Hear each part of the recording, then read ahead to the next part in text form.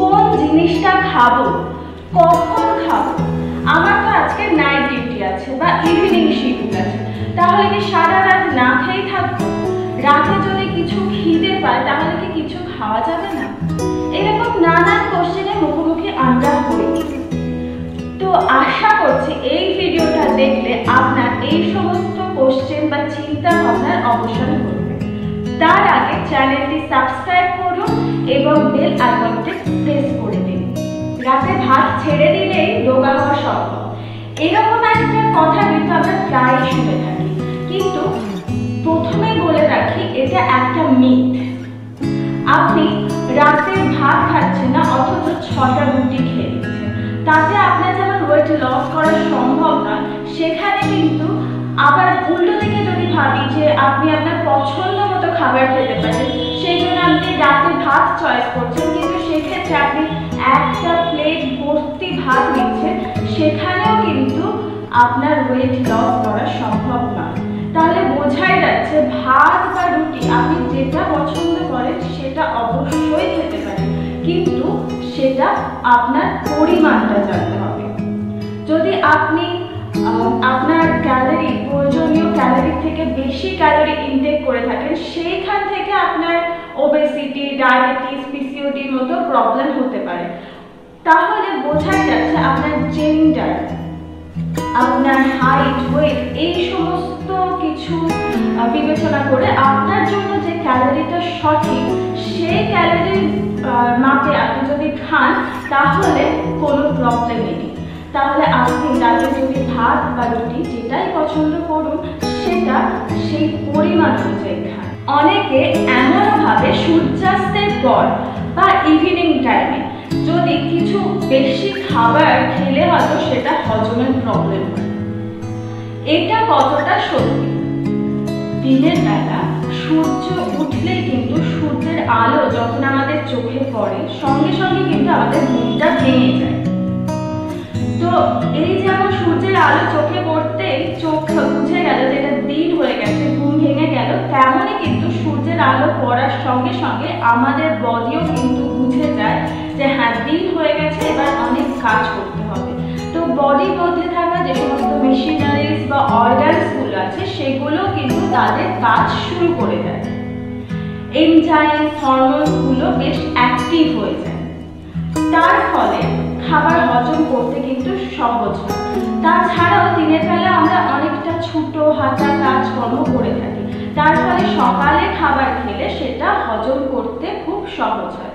রাতে খেলে সেক্ষেত্রে একটু প্রবলেম হয় ঠিকই, কিন্তু আমরা তো রাতে অনেকেই এখন বিজি থাকি, অনেকের নাইট ডিউটি, ইভিনিং শিডিউল এই সমস্ত থেকে থাকে। যারা রাত জেগে কাজ করে তাহলে কি তারা রাতে খাওয়া দাওয়া করবে না?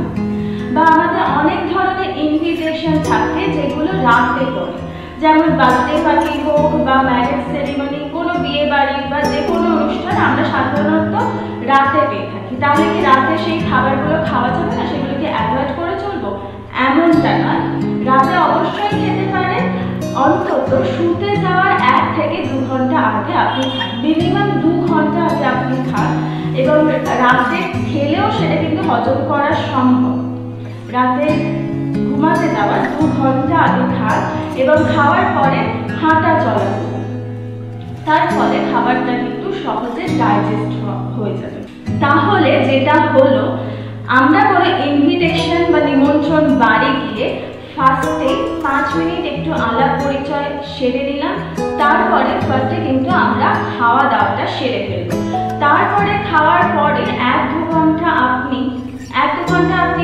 যত খুশি হাঁটা চলা করুন, আড্ডা দিন, গল্প করুন, নো প্রবলেম। তারপরে আপনি ঘুমাতে যান। সঠিক পরিমাণে ঘুমটাও কিন্তু জরুরি, তাই আগে খাওয়া দাওয়া করে নিন, তারপরে আড্ডা দিন, তারপরে টাইম মতো ঘুমাতে যান। এবার আসি তাদের কথায়, যাদের নাইট ডিউটি বা ইভিনিং শিডিউল থাকে, রাতে বাড়ি ফিরতে অনেকটা দেরি হয়ে যায় এবং এত কাজ সেরে এত জার্নি করে বাড়ি ফেরার পরে রাতে তো খিদে পাবে। তো রাতে খিদে পেলে কি খাওয়া যাবে না? না, এমনটা নয়, রাতে অবশ্যই খাওয়া যাবে, কিন্তু এসে চটজলদি একটা জাঙ্ক ফুড খেয়ে নিলাম, এটা করা চলবে না। খেতে হবে ব্যালেন্সড ডায়েট, তাহলে নো প্রবলেম। সানরাইজ অ্যান্ড সানসেটের যে ফান্ডাটা সেটা very very good for health.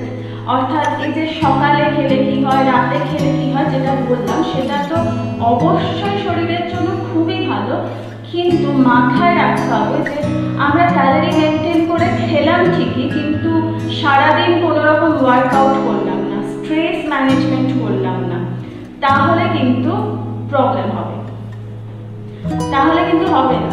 তাহলে আমাদের ক্যালোরি মেনটেন করে চলতে হবে, ঠিকঠাকভাবে ওয়ার্কআউট করতে হবে এবং ঠিকঠাক ঘুমও কিন্তু জরুরি।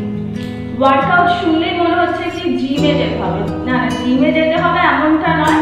জিম ছাড়াও ওয়ার্কআউট করা যায়, সেটা আপনি বাড়িতে এক্সারসাইজ করতে পারেন, যোগা করতে পারেন, বা আপনি একটু মর্নিং ওয়াকে গেলেন, ইভিনিং ওয়াকে গেলেন, তো এই সমস্ত উপায়ে কিন্তু ওয়ার্কআউট করা যায়। রাতে অনেকটা ভারী ডিনার করে ঘুমাতে যাওয়া, এই যে ব্যাপারটা, এই ব্যাপারটা ভালো নাকি খারাপ? ভালো হলে কতটা ভালো এবং খারাপ হলে কতটা? আপনি যা কিছুই খান না কেন সেটা তো অবশ্যই ডাইজেস্ট বা হজম হয়ে যাবে, সেটা নিয়ে কোনো প্রবলেম নেই। কিন্তু আপনি যে রাতে অনেকটা ভারী ডিনার করলেন, এরপরে আপনার যে হজমের প্রক্রিয়া, ডাইজেশন যে প্রসেসটা, সেটা কিন্তু চালু হয়ে গেল, আপনার ডাইজেস্টিভ সিস্টেমটা পুরোপুরি অ্যাক্টিভ হয়ে গেল, এতে কিন্তু আপনার ঘুমে ব্যাঘাত করবে, ঘুম ভালোভাবে হবে না। তাই রাতে হালকা ডিনার করাই ভালো এবং টাইমে খাওয়াটাই ভালো। এবারে মাঝে মধ্যে আপনার ভারী খাওয়া হয়ে যেতে পারে বা একটু দেরি হয়ে যেতে পারে খেতে, সেটা কোনো প্রবলেম নয়, কিন্তু এটা যদি নিয়মিত হতে থাকে সেক্ষেত্রে কিন্তু আপনার ঘুমের উপরে যেমন প্রভাব পড়বে, যেমন ঘুম ভালো হবে না, তেমন কিন্তু শরীরের উপর এর খারাপ প্রভাব পড়বে। চা, কফি, গ্রিন টি, ব্ল্যাক টি যাই খান না কেন তাতে কিন্তু ক্যাফিন থাকে, যা আপনার ঘুমের ব্যাঘাত ঘটায়। আপনি অনেকেই আছেন যারা পড়াশোনা করতে করতে, পড়তে পড়তে বা অফিসিয়াল কোনো কাজ করতে করতে একটু চা খেয়ে নেন, একটু কফি খেয়ে নেন, এর ফলে কিন্তু ঘুমটা দেরিতে আসে। ধরুন আপনি ঘুমিয়েও পড়লেন, 8 থেকে 9 ঘন্টা ঘুমালেন, তারপরেও কিন্তু ঘুমটা ভালো হলো না। ঘুম কিন্তু আবার ব্যাড কোয়ালিটি স্লিপিং হয়, গুড কোয়ালিটি স্লিপিং হয়। এক্ষেত্রে কিন্তু ব্যাড কোয়ালিটি স্লিপিংটা হলো, যদি খারাপ ঘুম হয় তাহলে পরের দিন সকালেই বুঝতে পারবেন যে সকালে উঠেই আপনার মেজাজটা একটা খিটখিটে মেজাজ, তারপরে অ্যাসিডিটি, ফাটিং, বদহজম, এই সমস্ত সমস্যাগুলো দেখতে পাবেন। আর যদি গুড কোয়ালিটি ঘুম হয় তাহলে কিন্তু আপনি একটা ফ্রেশ ফুরফুরে মেজাজের সকাল পাবেন। তাই যদি এই ভালো সকাল পেতে চান এবং ভালো ঘুম পেতে চান, তাহলে ঘুমাতে যাওয়ার অন্তত 4 থেকে